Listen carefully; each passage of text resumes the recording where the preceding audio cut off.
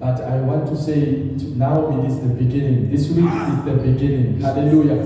But God is going to continue with us throughout as we are walking with Him in our journey. Glory to God. So, ngoba ngiyazi ke ukuthi kukhona engikuzwayo. Ngifuna ukuthi sivele siyeni ezwini lenkosi. Hallelujah. Sizoyane ezwini lenkosi. And I would like us to take on to our feet and besheke insizwa okwazi ukuthi singene enkonzweni yelizwi. Hallelujah. Bese sizokwazi ukuthi silungisele inhliziyo zethu ukuthi uNkulunkulu wethu asincede. Glory to God. Oh, to thee, my blessed Savior, I surrender. Oh, to thee, my Lord, to thee, blessed Savior.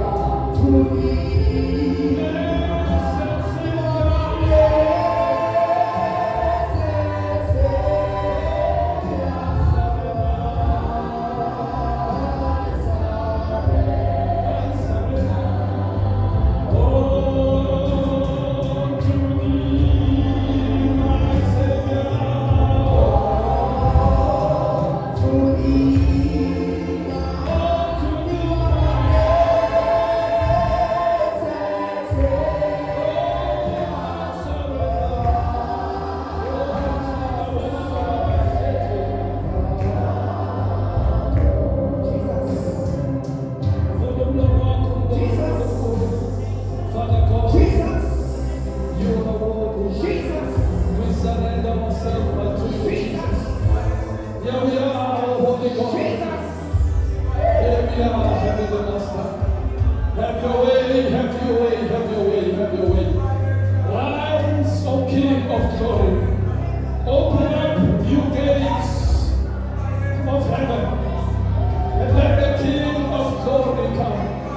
Who is this King of glory? It is the Lord God Almighty, the one who is strong and battle. He is the good shepherd. He is the lily of the valley of the shadow of death. He is the rise morning star. He is the rose of Sharon. Oh God, we lift you up this evening. We say, take your place, Holy Spirit of God. In the mighty name of Jesus. Come, O Holy Spirit. Seven up among us. The name of Jesus. Sitting over the mountain. Sometime the Holy Ghost. What is your name? Above the mountains, what am I say? In the name of Jesus, in the name of Jesus. Hallelujah. Hallelujah. We just want to do this one worship song. This is the Parama song. This is the Let's ask us to lead that into the word of God. Hallelujah.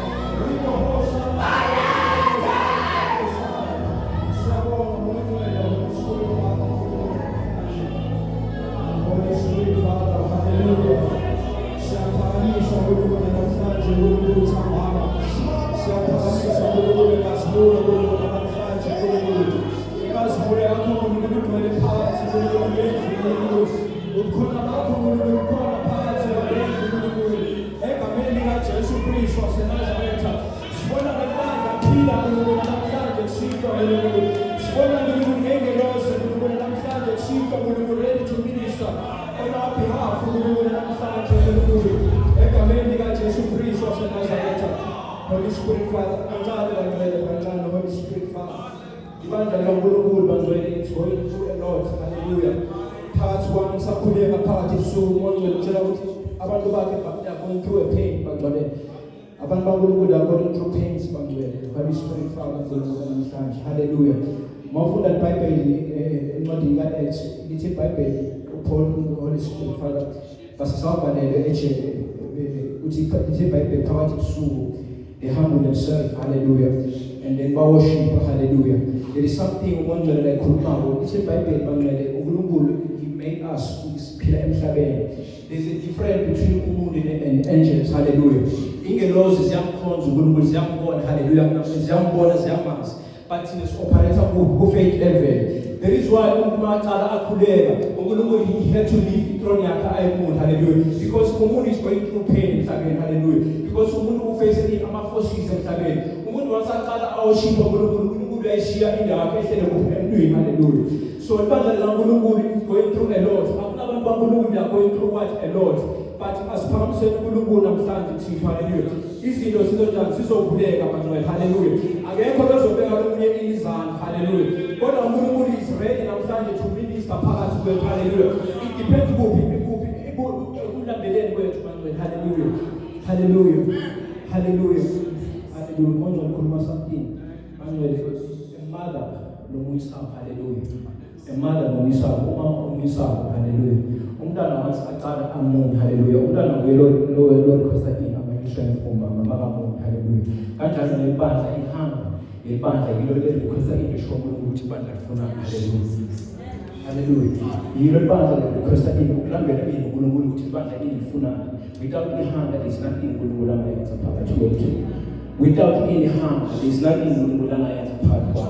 Without any harm, ayikho lakile njalo. That's why mafunda yeBhayibheli ethi umoya wami ulangazele uNkulunkulu njengendluzelo. Mafunda when go and search life ngendluzelo bantwana. Life ngendluzelo it can test for water amanzi ngoba spring test for water, hallelujah. Kanjalo lebandla lomntwana makhuluma lethi umoya wami ulambele uNkulunkulu njengendluzelo. uNkulunkulu uzaqala operate impilo yakho in the first thing that has to operate where in harm. Hallelujah. Nothing else but when in harm. The men when they are not very good. Some mama is young, so I'm glory to the Son of God. Hallelujah. So I'm glory to the Son of God. And the one thing for the Israel, hallelujah. Let us open up in Psalm, hallelujah. Thing in your base, hallelujah. We need what the tears. Because they are going through pains. We are going through what pains, hallelujah. Like you see that they are operating, people are going through pains, hallelujah. There is someone who called a woman magistrate, like they just pray, hallelujah. But when I was there, hallelujah. Some of us are called like they are going through pains, but that they are in the touch. You don't need someone from overseas out of tea, hallelujah. One touch, but glory to the Son of God. Glory to the Son of God. Glory, glory, glory, glory, hallelujah. Glory to the Son of God. Glory, glory, glory,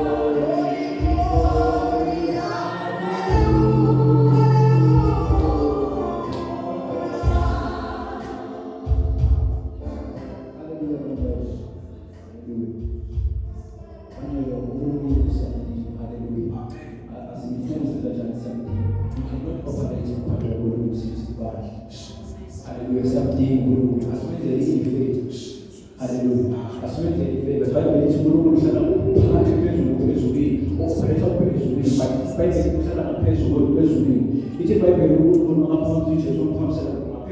Above the heavens. But now also Hallelujah. Not that I pay. chapter 20. uNkulunkulu lithi iBhayibheli uMose washiya abantwana bakwa-Israyeli bayakuphephisa kwaleli kumnyameni ofuna ini uNkulunkulu. Which means it tells us ukuthi uNkulunkulu badla kuhlala kuphi kumnyameni uyasifihla. Hallelujah. Ibandla it is our duty to search what uNkulunkulu. Hallelujah. Ibandla it's a duty of what? Ibandla ukuthi operate kwenze njani kumfuneni uNkulunkulu. Hallelujah. Akekho nomuntu ozokwenza njani ozooperathela ukuthola uNkulunkulu. uNkulunkulu wena eziwena as a believer wenze njani umseshe umfuni. Hallelujah. Ukuze eze empilweni yakhe. That's why ngithi ukhuluma la uNkulunkulu operate ngani ngehanga yakho. Hallelujah. Sikhuluma ngemangaliso lesibone kuphi endulo. Labantu abo beba-operate kuhanga level. Hallelujah. Beba-operate kuhanga level. Hallelujah. So abantu ngiyacela if ingeke ihanga cela ukongcela kuphi ihanga. Hallelujah. Ukuze uzokhona ukwenza njani ukubona uNkulunkulu operate kuphi empilweni yakho. Mawufunda ngeBhayibheli lithi iBhayibheli mawufunda lithi iBhayibheli lithi princes. Mama let me Holy Spirit. Thank you Jesus. Holy Spirit. The princes are trekking, but slaves are riding on horses. Princes are trekking. Hallelujah. Mawufunda iBhayibheli lithi iBhayibheli uNkulunkulu usenza wasenzasathini amakhosi. Hallelujah. Sikuzo. But there's something like the Bible that the princes are what are trekking, which is that our princes are away position hallelujah. They are searching. But the slaves is the judge in izinto zethu. Hallelujah. Is the judge in izinto zethu. Because in operation understand that in umoya usebenza kanjani. Ibya kupya komoya. Ukuthi isebenza kanjani. Hallelujah. But when let's ibandla lenze njani? Ibandla liyafuna like they are trekking, we are living in slavery. But uNkulunkulu ubekele izinto. The church of God lenze njani? They are trek and they are funa like. But the slaves abantu bangaphandle they are the ones that are leading the outside. Hallelujah. So it tells us ukuthi kube asikho ukuposition la uNkulunkulu asibizele kube khona isimbazi. Hallelujah. Hallelujah. Glory to the Son of God. Glory to the Son of God.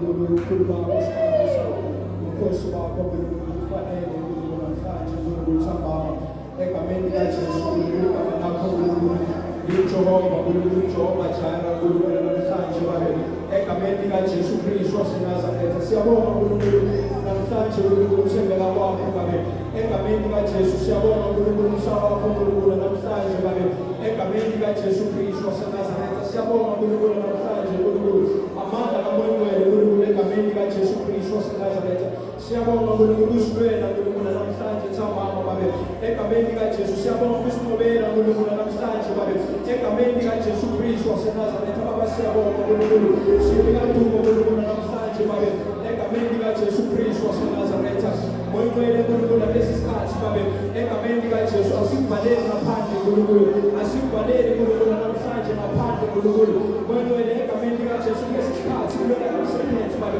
egameni likaJesu Holy Spirit Father sinikeza uNkulunkulu i-platform Holy Spirit Father ukuba operate uNkulunkulu phakathi uNkulunkulu yenzayo Baba egameni likaJesu Kristu waseNazaretha Baba siyabonga uNkulunkulu namhlanje Baba egameni likaJesu Kristu waseNazaretha alena mvuselele uNkulunkulu namhlanje Baba egameni likaJesu phakamisa uNkulunkulu abantu bakho uNkulunkulu egameni likaJesu alena mvuselele uNkulunkulu namhlanje uNkulunkulu phakamisa abantu bakho Baba alena mvuselele uNkulunkulu namhlanje phakamisa abantu bakho Baba uNkulunkulu egameni likaJesu Kristu waseNazaretha Baba siyabonga uNkulunkulu namhlanje Baba egameni likaJesu Kristu waseNazaretha ukhona phakathi kwethu uNkulunkulu lesikhathi uNkulunkulu ukisiba ukuphila kwakho uNkulunkulu namhlanje Baba egameni likaJesu Kristu waseNazaretha lesi sikhathi khona phakathi kwethu uNkulunkulu ukisiba ngokusiphila izinto zakhe Baba egameni likaJesu Kristu waseNazaretha phakathi kwethu uNkulunkulu bakhona uNkulunkulu abaphila uNkulunkulu namhlanje egameni likaJesu phakathi kwethu uNkulunkulu bakhona uNkulunkulu ababusaba uNkulunkulu egameni likaJesu Kristu waseNazaretha phakathi kwethu lesi sikhathi uNkulunkulu ubusa uNkulunkulu abantu abasha uNkulunkulu egameni likaJesu Kristu waseNazaretha phakathi kwethu lesi sikhathi egameni likaJesu Kristu waseNazaretha sipha uNkulunkulu umusa uNkulunkulu namhlanje Baba egameni likaJesu Kristu waseNazaretha Father we worship you namhlanje Baba egameni likaJesu Kristu waseNazaretha Baba siyabonga uNkulunkulu namhlanje Baba egameni likaJesu Kristu waseNazaretha Father we give you all the Holy Spirit Father we thank you uNkulunkulu namhlanje Holy Spirit Father siyaphakamisa uNkulunkulu namhlanje Baba egameni likaJesu Kristu waseNazaretha besinabalekela kuphi uNkulunkulu namhlanje uNkulunkulu sambama Baba egameni likaJesu ngokuba wena uncaba yethu uNkulunkulu ngokuba wena usiphephelo sethu Baba egameni likaJesu Kristu waseNazaretha Holy Spirit Father we humble ourselves uNkulunkulu namhlanje Baba egameni likaJesu phambi kwakho uNkulunkulu namhlanje Baba egameni likaJesu wena akunabi ne-pride phakathi kwethu uNkulunkulu egameni likaJesu akunabi nomoya wokusiphakamisa uNkulunkulu phakathi kwakho wethu uNkulunkulu namhlanje Baba egameni likaJesu kodwa uNkulunkulu inkazimulo Holy Spirit Father iye kuwe uNkulunkulu namhlanje Baba egameni likaJesu Kristu waseNazaretha ngokuba umsebenzi wengcwele ngowakho uNkulunkulu namhlanje Baba egameni likaJesu abantu bakho thina we are the vessels Holy Spirit Father egameni likaJesu Kristu waseNazaretha our strength Holy Spirit Father go to a limit Baba egameni likaJesu amandla ethu uNkulunkulu aphelela uNkulunkulu namhlanje wengcwele siyabonga uNkulunkulu namhlanje Baba Holy Spirit Father sibonga ukhona bakho uNkulunkulu namhlanje uNkulunkulu siyabonga Holy Spirit Father uNkulunkulu egameni likaJesu Kristu waseNazaretha Holy Spirit Father sinika dumo uNkulunkulu namhlanje uNkulunkulu siyaphakamisa wengcwele uNkulunkulu namhlanje uNkulunkulu Holy Spirit Father siyehla uNkulunkulu namhlanje egameni likaJesu siyehla wengcwele siyisa umoya phakathi kwethu egameni likaJesu siyisa uNkulunkulu egameni likaJesu konke uNkulunkulu namhlanje lesi sikhathi it's your moment Holy Spirit Father to speak Holy Spirit Father with our lives uNkulunkulu siyabonga uNkulunkulu egameni likaJesu Kristu waseNazaretha amen hallelujah hallelujah hallelujah Sana uthatha this opportunity to ngibingelele abantwana bakaNkulunkulu thanda uthatha this opportunity ngibingelele ibandla ngiya-understand abantu ukuthi if bengekho or when if bongekho I wouldn't be standing maybe if bongekho noma ngikhuluma ney'mali but siyabonga uNkulunkulu namhlanje besenzele umusa understand on the back. Hallelujah. The connect the presence of God which will never walk. Hallelujah. When I come with Mr. Kama, Mr. Boma, Kona, Tana, Boma, Musama, hallelujah. But Hamoga says we got just few points. One minute, as we say, as we say, Satan, Gababon, who abandoned Banku, that have been standing, Pampway, hallelujah, giving us passing back in wood. I wish we didn't have such a shape pants. Since from Monday we were eating, hallelujah. We are schools and the book hallelujah. Like as a shield about this is the time for us to go to events, hallelujah. Circular, power building, circular, manual, obeying powers one, special zone, putting together a band because there's a land, but see the patient, manual cool. In our midst, but we are failing to love one another. But so tell everyone, hallelujah. You fail a lot of pictures that come preaching about in the Bible time, but you're failing to love one another. But not just tell one thing, let's be patient to one another. Hallelujah. Before we will our charity as a especially among the at the end of the day, she's a man who cool, hallelujah, which words are dog, the words are dog. But without unity, without love, there is nothing. And the most painful thing, each generation now is we are not experiencing the power of God. Hallelujah. Because when we can never exercise the power of God. Why? Because universe abantu onjani sibekele side. Sazi indlela zakhe, sazi ukuthi usebenza kanjani. Sazi ukuthi wenza but implement like we are not implementing. Hallelujah. Mawufunda like iBhayibheli uAct. Hallelujah. Once onwele aqala ehlele izinto zabantu, people will completely change. Okay. Hallelujah. Akusaphili wena phakathi kwakho. Hallelujah. Akusaphili wena phakathi kwethu. You cannot if you no longer operate phakathi kwakho. You cannot go without forgiving because once you live in so we are and it's a first sign there is one hallelujah. And then number 2, maybe Luke chapter 11 verse 1.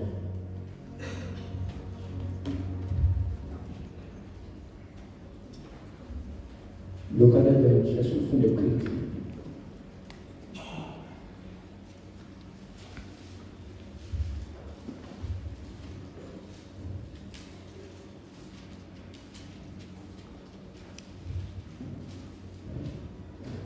Look at the bench, this one.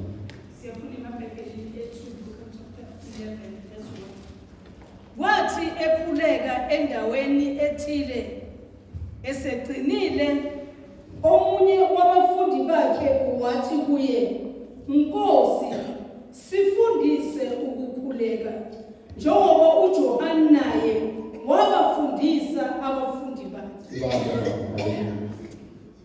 Hallelujah. Manje wakhuluma ngamanye akhuluma ngamagambo sangaqala ngamanye. Lithi iBhayibheli uJesu asakhuleka ngamanye abafundi bakhe beza kuye, but the Lord teach us how to pray. Hallelujah. Unkulunkulu usibizele ukukhuleka kwenu. But abafundi bakhe understand ukuthi every day they pray. Bebekhuleka. But the first part khona abangcwele iBhayibheli abafundi bakhe bayabuye njalo because sifundise ini. Hallelujah. Umenza usibizele ukukhuleka kwenu. Kunezinto umuntu ekhuluma amagama like there are two different things. Kunomehluko phakathi kwe-prayer life and life in prayer. Hallelujah. Kunomehluko ku-prayer life and life in what? In prayer. Hallelujah. Abantu abaningi baku-operate ku-prayer life which means uke ukhule kwenu kwi-routine. So uyazi ukuthi kuphi ngama-Monday ngenza njani ngiyakhuleka. Ngiyazi ukuthi before ngenza njani ngilale ngenza njani ngiyakhuleka. Ngiyazi ukuthi before ngihamba ngenza njani ngiyakhuleka. But abafundi bafike khona kuJesu because banothisa something ukuthi hayi man. Because uprayer yakho like iprayer yakho ihlukile lethu. Iprayer yakho inempilo, inama-result.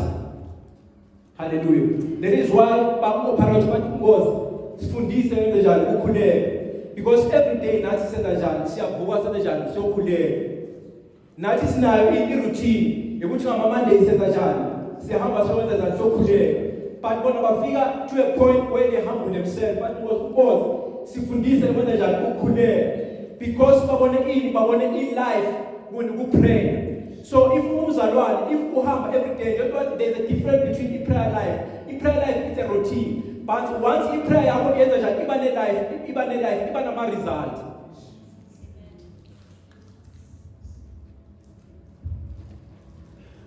Once i-prayer yakho iba nempilo phakathi kwayo, iba nama-result. That is why abafundi baJesu baye kuJesu bathi Nkosi sifundise kwenza njani ukukhuleka. Every day bebahamba bokhuleka naye. But they notice something ukuthi Jesu every time when he coming abe emkhulekweni ubuya nama-result. Ubuya ne-humbleness, ubuya nomoya wokusola. Hallelujah. But notice some of the things time man. Nkosi every time ubuya bokhuleka ubuya njani? Une-humility. Kodwa wenze njani uNkulunkulu. So now that abantu next to you, like they must start to see like about difference. Not like in terms of humility, but there's something like about the middle by born and being make someone to die, man. Come, how to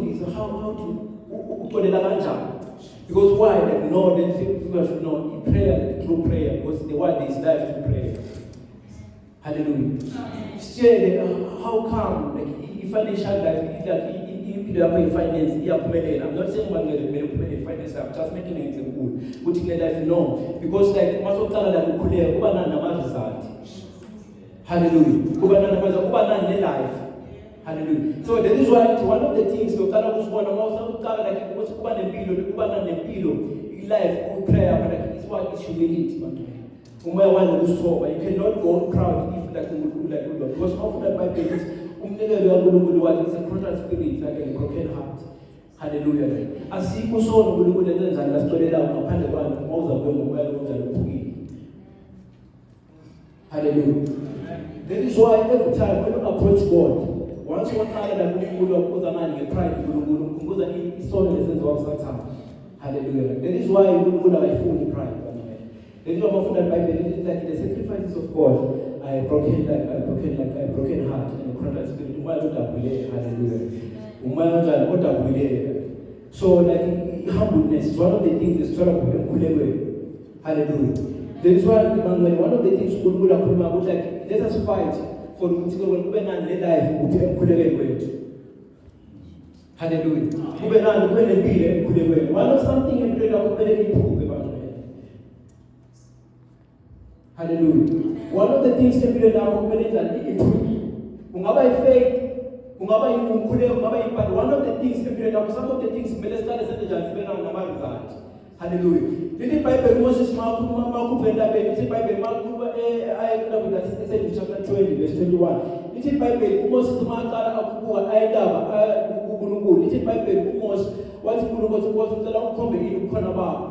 Hallelujah. But no, most I cannot show you again because once I can't will never leave the same. That is why like they're never the same.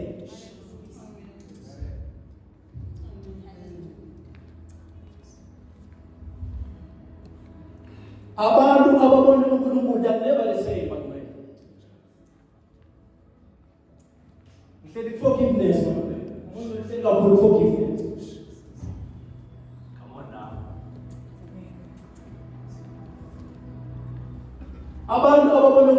That is why you cannot go in harm in anger apart. Wow. Yes.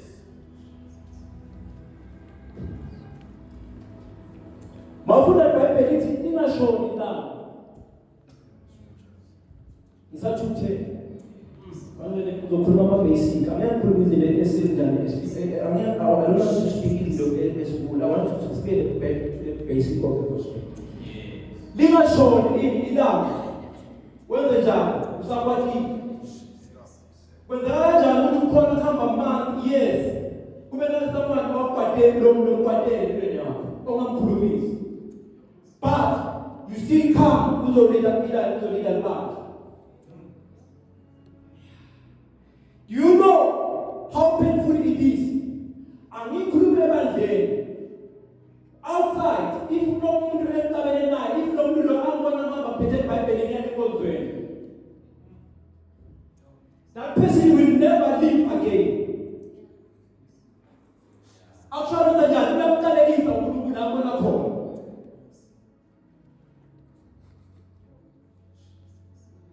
Simkhuluma kanjani ukuthi uMongcwele ukhona phakathi kwethu, kodwa uMongcwele akasebenzi phakathi kwethu.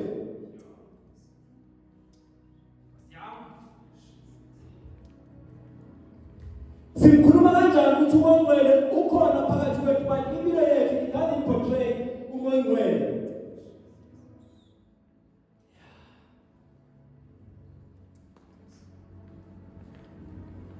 I wish kunabomama phakathi.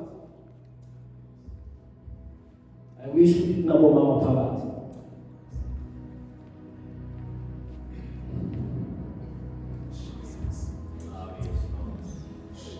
I wish kube kunabomama phakathi. Abantu abamfuni uNkulunkulu wethu bakhe. Indlela eziveza uNkulunkulu wethu bakhe.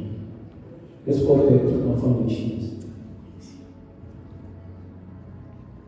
Let's go back to our foundation. Mawufunda iBhayibheli encwadini ka-Acts. I think chapter 5. Or if you made a mistake. The Bible likhuluma ngoStefano. Lithi iBhayibheli uStefano after aqeda ukwenza ukukhuluma ngoNkulunkulu. Lithi iBhayibheli the device benza icebo ukwenza njalo babambulala uStefano. Lithi iBhayibheli after bambeka uStefano bambeka in phambi kwabapriest. Lithi iBhayibheli bafika decision ukuthi senze njani simgcobe ngani ngamatshe simenze njani simbulale. Lithi iBhayibheli after bamgcoba ngamatshe lithi iBhayibheli kunamagama uStefano akhuluma ukuthi uMongcwele ungababaleli nesono imisono.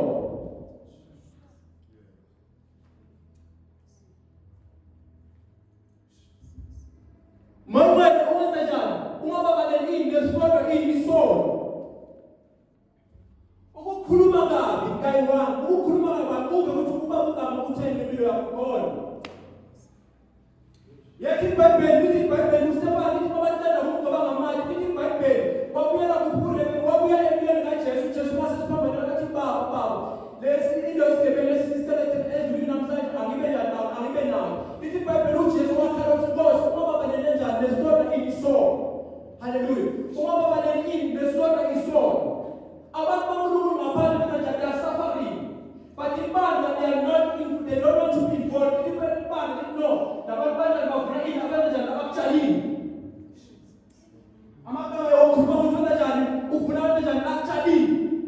If na someone manje ongambaba enza njani achine something ngaphandle. We come as a community njani imgcobe ngamatshe. Bese nithi njani ufuna ini akutshalile. Yethi iBhayibheli lithi uNkulunkulu kumele waloleka nolashona. Lithi iBhayibheli izulu liyajaba.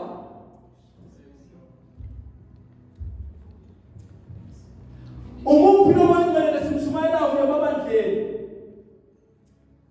Umuphi lo nkulunkulu simshumayelayo emabandleni? Umuphi lo nkulunkulu simshumayelayo emabandleni?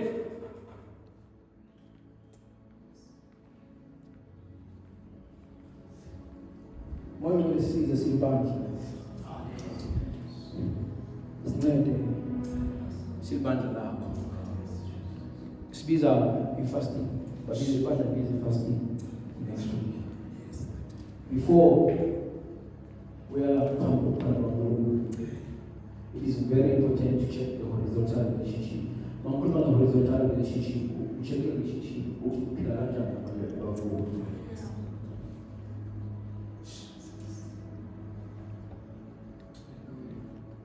the make sure that before you approach uNkulunkulu uphila kanjani nabantu around you.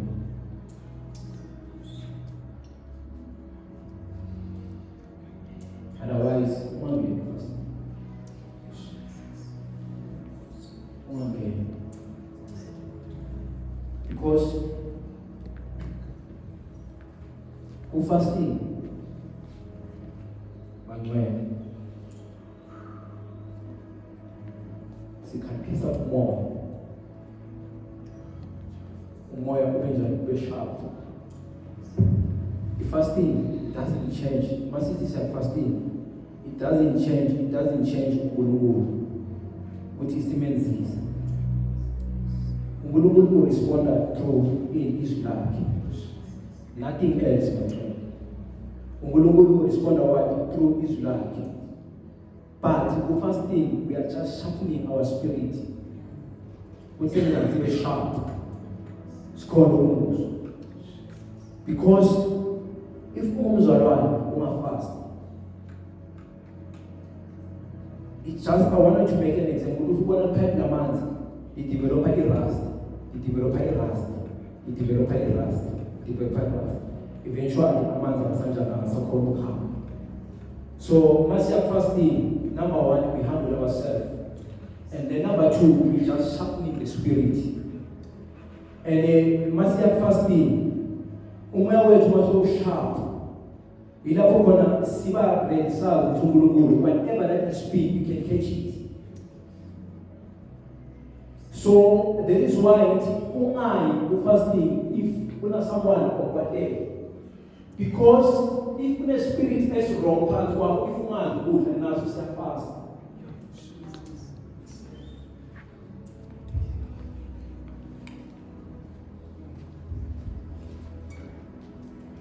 If unomoya or wrong phansi kwakho uya fasting, now wenza njani? Uya fast. That is why more than fasting, uba namandla because when they are fasting. That is why they say about advice to fasting, make sure you fully engage because when they are you learn everything else.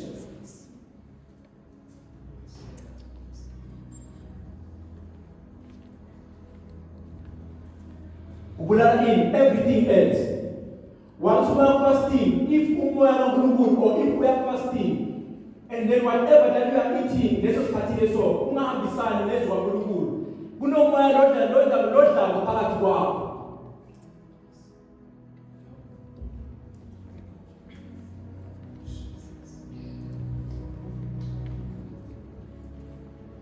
Mafuna iBhayibheli, lithi iBhayibheli impilo yomuntu uNkulunkulu waphefumula imoya phakathi kwakhe.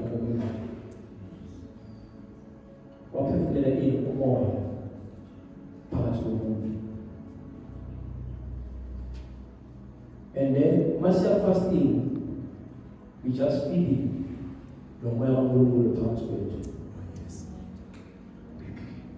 That is why if you are fasting, ufuna ukubona amanzi akho wakhona ukhulu. You stop everything. Mawumuntu omusha ustopa in ama-series. Ustopa in Facebook. Because inezinto zabo umehlo wakho. And then once we are fighting against umuntu omusha. Nazo ziyasha. So we have to close every channel. And then number two, then come out and horizontal relationship. Make sure we are fasting. I'm not someone who part of the moment. So then I'm saying must come that I'm 100% sure if corner part kwakho umuntu ongakhulumana naye umama ubaba whatever wakhe wafuna phansi ka message and I appreciate that person.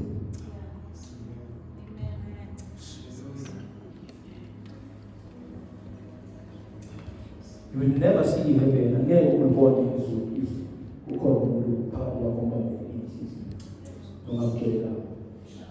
Because iBhayibheli uNkulunkulu uyositshela ngezwi lakhe. So uNkulunkulu angeke alahle uSathane because he was disobedience. Bese uvumela wena ubale washaya phakathi izwi laNkulunkulu nasamanye.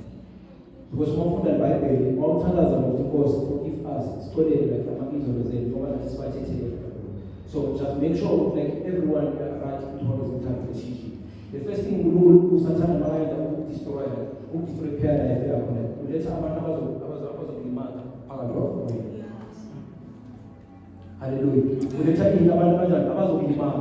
Hallelujah. But when I'm not talking about move. I'm calling someone like something that I'm living. There's no one there. There's no one. Even I rush the first thing because I have to pray.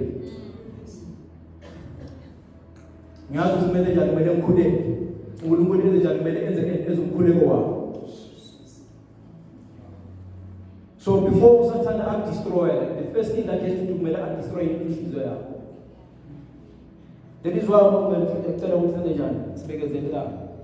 because you have faith to love one another.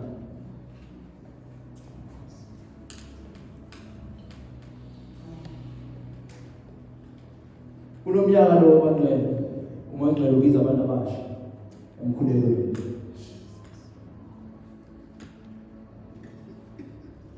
Bangcwele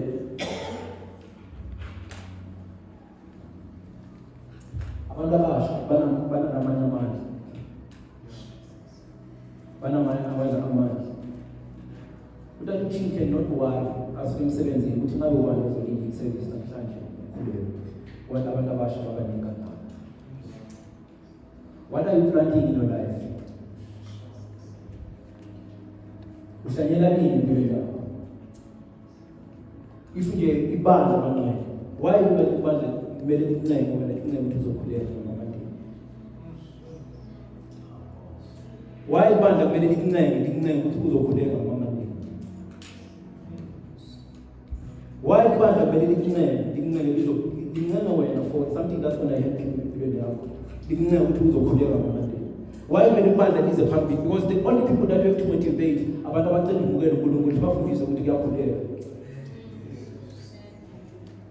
that's the only people that make us motivate.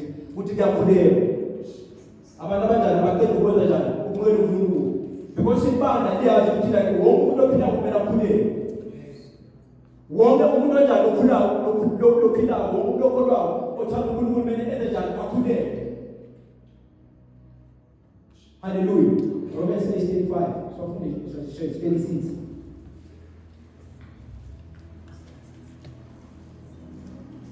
Romans 8:36. No mashala phansi mama ungasibuki.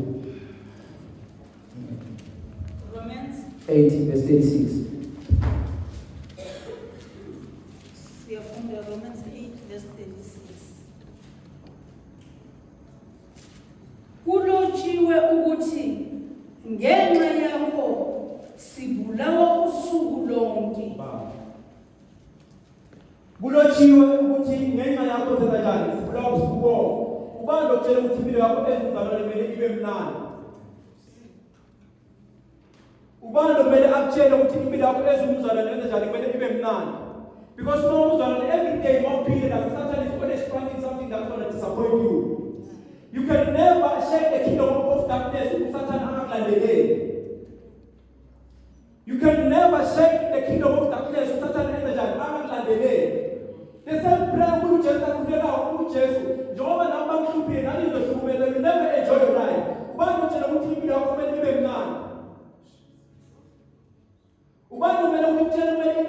enjoy? Because when we like Bible, you want to put with like Bible. Ngenxa yakho senzakalani siyashukunyezwa ini?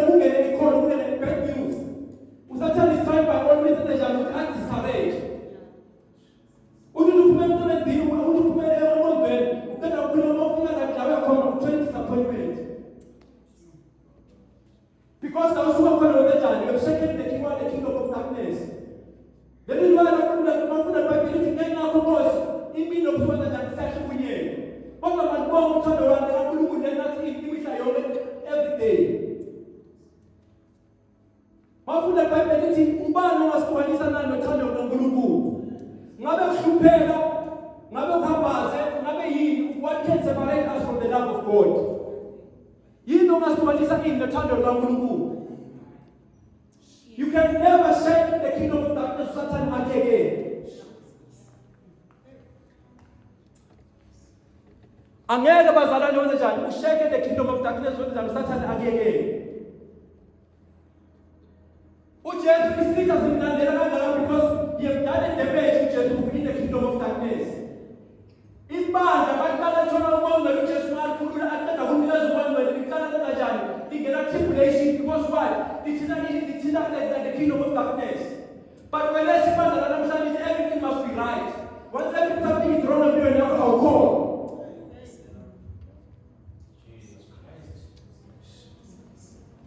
once mawubona umzalwane ashumeza ethe sethe category empilweni yakho uyaqala ukuthezana there's something missing lo mzalwane lo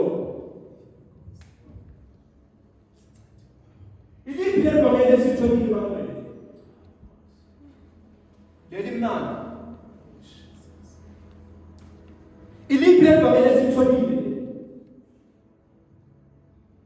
sesifundele language esihle let's enjoy your life to the fullest language it's a tongue, it's a language of the serpent that you must enjoy life to the fullest. For that's not that Bible, not in the some political Bible, they've never loved their life up until the point of death. But when they back over and get you not the fathers, they've never enjoyed their life. But when they are called on Gulubu, who doesn't know what that is going to do this for my life. But some of them in my life have never expressed those things. But when they are not more against the fathers. But what I want to see us to do, you must enjoy that to the fullest.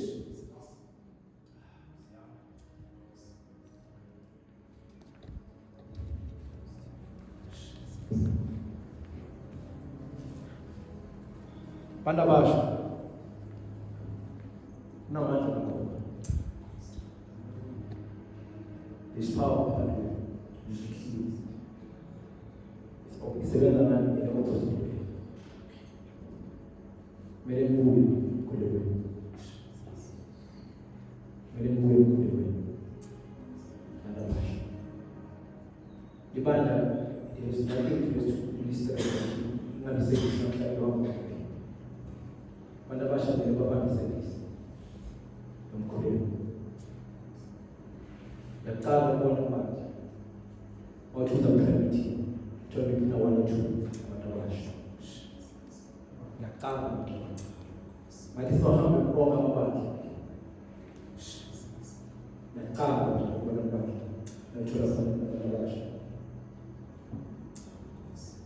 because another version of this one, whatever that you are praying today, you are praying for 2035. Whatever you are praying, what I'm charged, you are praying for 2035. There is one of that Bible, you are usually spiritual. Spiritual. In the same as Peter, the enemy in the spirit is doing something. That is why one time the princes are trekking. Isn't the one that one way in seat? Because if I had a delay.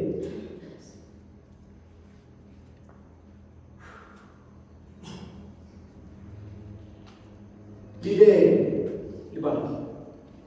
Some of the things takes on my challenge way because of my ignorance. It takes on your future yet. Impilo lakho uthetha ngekaki yakho something uthetha ngekaki yakho manje. You are giving one easy that umbuzo womnyama. Uyamangala kuyafika a certain time in your life uyaqala struggle empilweni. Whereas you don't know like before because of release of mass. Impilo yakho ithenga 2009. You said it to the devil.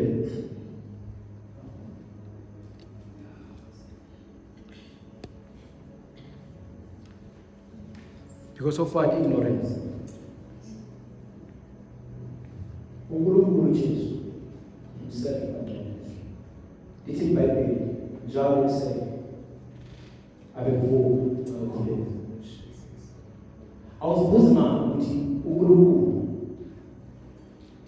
enkulunkulu bakhe avuke awukhuleka every day. Yini le lokukhuleka kwamele manje? Yini efikela la lokukhuleka? Yini ebathile la lokukhuleka kuthini? Yini? La kukhuleka na self avuke every day iBhayibheli akwanjalo ekutheni noma la lokukhuleka. Excel. We are defeated because like sishiyile njengebandla. Sishiye kuphemkhulekweni. Impilo yakho kumele uyiphile namhlanje. Uyiplakile ekseni mawuvuka. Namhlanje uyaphila manje uyaphila uplakile ekseni mawuvuka. Because in iBhayibheli uNkulunkulu ekseni njalo mawuvuka ngo4:00 yes go and plant. And then in iBhayibheli you spend about 3 hours. Ahlale khona makhulunkulu, ahlale khona ibakhe 3 hours. And then the shonda ngani yestamina prayer. Siyaqala sithi asingene in prayer 2 minutes we are out. Ushonda in stamina prayer. We cannot stand. Maqala ibandla uqala lakubuka qala lenza njani suffocate. Kuthi no lo thanda hlala kakhulu ukhulekela thanda kuphila abantu thanda kakhulu. Why shonda in stamina?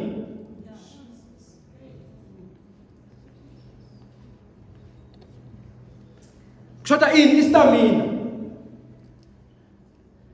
Like as I always say, but the moment I reveal which umkhuleko banwele, yini siyakuthuka mase umkhulekweni odosi apha ngamadolobha njani? Siyakuthuka we are ascending. Hallelujah. Senza njani we are ascending. Standard in izinto zabomoya. Sasaphela beza ubantu. Mase umkhulekweni. Mawuqala umkhulekweni kumele kube na transaction.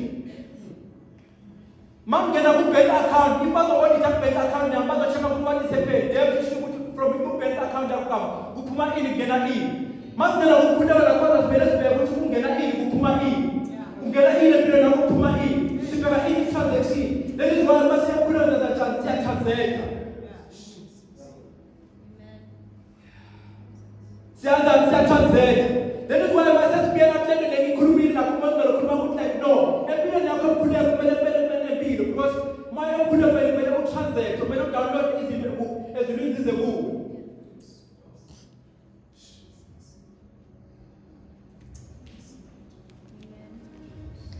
And my one man, Abandama call.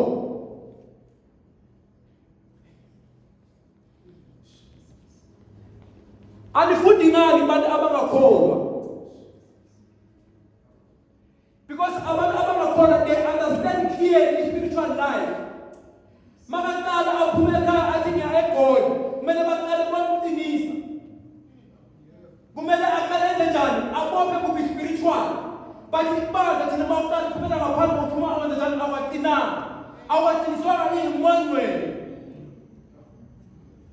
uyofeza yini ngaphandle ziyaqala zenzeka izinto empilweni yakho uyafeyila but because wenze njani awatinisa.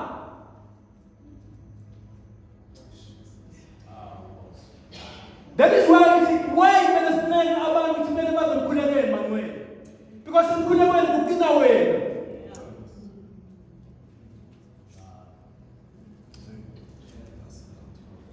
Emkhulekweni kugcina abantu wena. Masibheka abantu siphila nabo amaMoshe. Mabavuka ekseni njalo ekseni they have to go and face it down. Because they believe there is something to be elangeni. They believe that man nama blessings. They have to speak with them in nama blessings. That's why they have to face it down. When else the land face in. That is why we can out in nama bed. But the jan masaba ma pile now. But when I'm going to nama bed you cannot because you are going to be spiritual.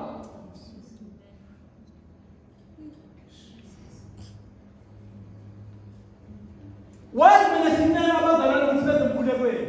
Why mena sinna ukuthi uze mkhulekweni?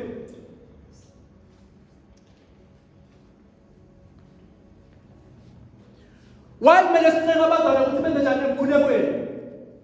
Sime sibanda sincenga bani siyacela manje nize emkhulekweni.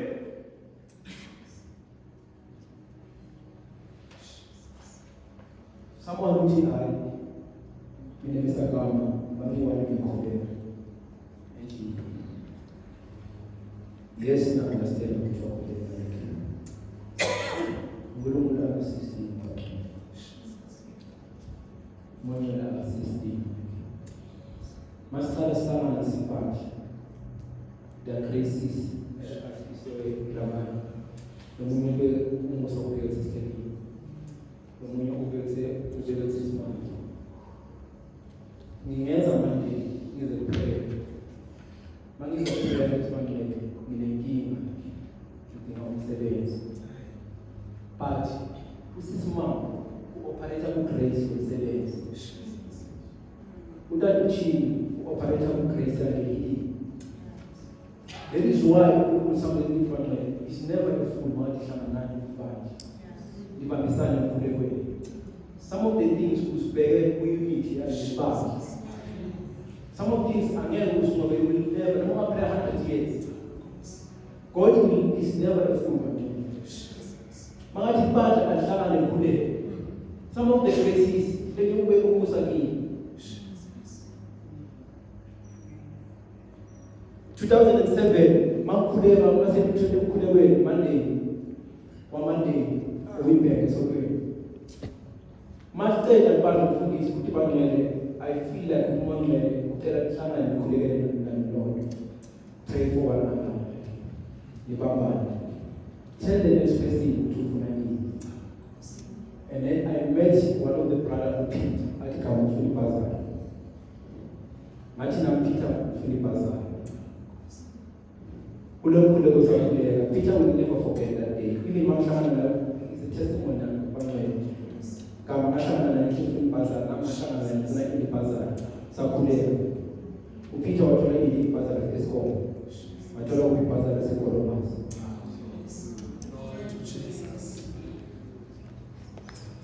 Ngulukula ka system. It's never free. Some of the things, the crisis, is become managed. This is what the Bible not the illusion. Not the illusion. It will never help people, not to everyone.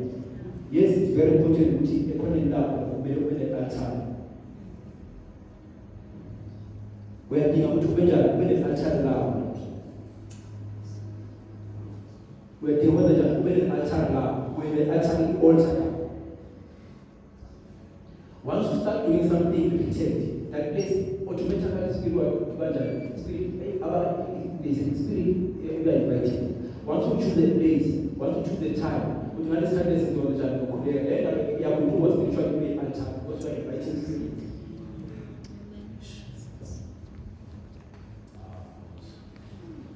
You are inviting what? Spirit. Just in Buddha, sometimes you are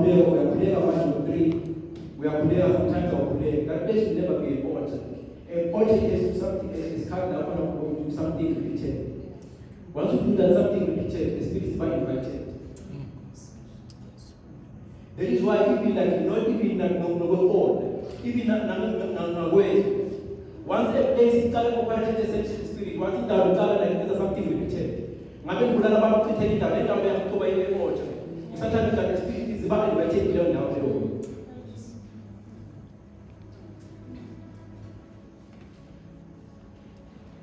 La ushala kona ile ndawo yako hii altar altar.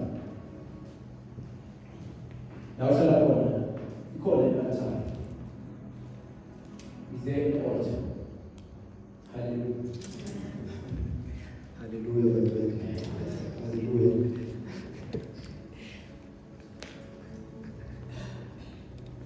Hallelujah.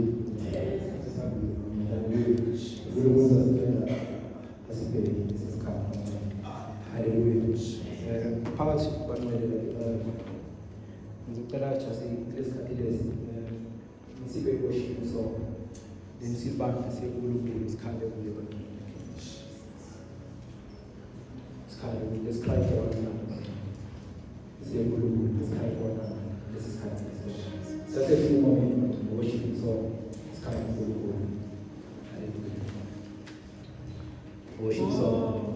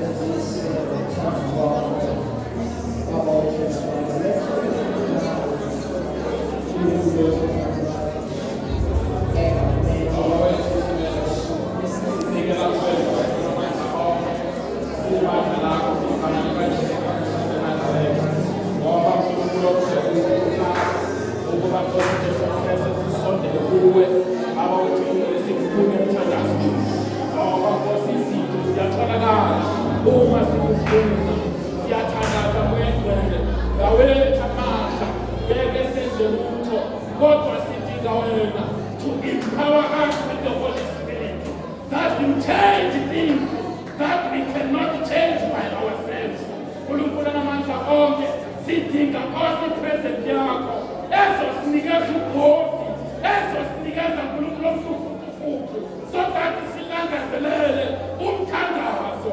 Ngoba ibandla lakho uma lizozinza emthandazweni kunezinto uNkulunkulu omhle azozenza wena mathupha singazange uNkulunkulu omhle sasebenzisa amandla ethu. Siyakudinga Moya Ngcwele, sebenza Nkosi uJesu Kristu kule sizini esikuyona ukuba Nkosi sikufune emthandazweni. Baba wethu ingcwele, sibulale Nkosi amalungu enyama ukuze umoya oyingcwele athathe indawo akwazi ukusebenza, izipho zikamoya zidendelwe zikwazi ukusebenza without any pleasure, but the Holy Spirit to take charge and be in control for this church. Baba wethu ingcwele, siyathandaza sinikele inhliziyo yethu kuwe, siyathandaza sinikele imizimba yethu kuwe, siyathandaza sinikele ingqondo yethu kuwe. Sithi uNkulunkulu namandla, sesikhulekile ngokwethu, sizamile ngamandla ethu, sesidinga wena ukuba usebenze phezu kwenyama yethu, phezu kwengqondo yethu. Baba wethu namandla onke, ngena enhliziyweni yaloya naloya. You are calling us into prayer. You are calling us into deep. Ukuba uNkulunkulu okuhle, sijule, sisethe izinto zikamoya. Nkosi uJesu Kristu waseNazaretha, lithi izwi lakho uSathane uyabhodla njengebhubesi, ufuna loyo Nkosi engamshwabadela. Kodwa Nkosi siyala, simi uNkulunkulu omhle esikhaleni, sithi ngomthandazo siyonqoba whatsoever spirit that has entered into this church. We are casting it out. Anger spirit, we are casting out. Jealousy spirit, we are casting it out. In the name of Jesus, we are praying, Father, for a church that will pray in unity. Njengebandla lakuqala futhi ngabe hlangene bemuke wawukwazi ukudemonstrate with signs and wonders, because the church was in unity, the church was fellowshipping bemunye. Baba wethu ingcwele, uma kunama-division ebandleni siyamxosha umoya ingcwele, izipho zikamoya azikwazi ukusebenza. Siphakamisa izandla zethu manje, sibuyela kuwe sithi Nkosi, sonile asihambanga kahle, sihambe Nkosi, sadelela izwi lakho, sangenza kahle, saqhubeka senza izinto, kodwa inhliziyo yethu ivalekile. Sithi Moya Ngcwele, sebenza ulungise ibandla lakho ukuze Nkosi lokho kuhlosile ngathi ukwazi ukwenza. Baba wethu namandla onke, we thank you with your servant whom you've used. Baba wethu namandla onke, siyamthandazela, sinikela kuwe, sithi Jehova phinda umgcine, umfukamele nali ibandla lakho Nkosi, have received your word with gladness and honor to do your will. We therefore, Lord, say thank you, Father. We give you glory, we give you honor. God, Nkosi, uyakubetha ngokwentando yakho, inhliziyo yethu siyivulile ukuthi usebenze phezu kwempilo yethu. We thank you, Lord, we give you all the glory in the mighty name of Jesus Christ. Amen.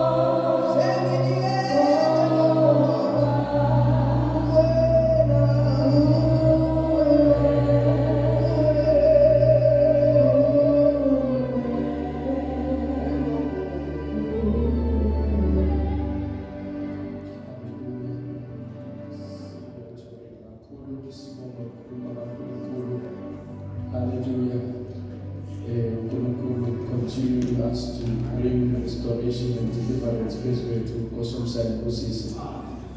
Hayi bazalwane, masithole namandla amasha.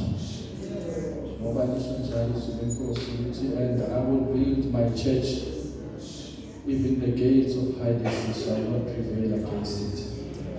Therefore, we are refusing that the church of God will not have watchtowers that will watch over the gates of Jerusalem, and the walls of Jerusalem shall be built up again in the name of Jesus. Glory to God. Siyabonga mkhonzi kaNkulunkulu, uNkulunkulu akubusise akwandisele futhi sizocela abazalwane bethu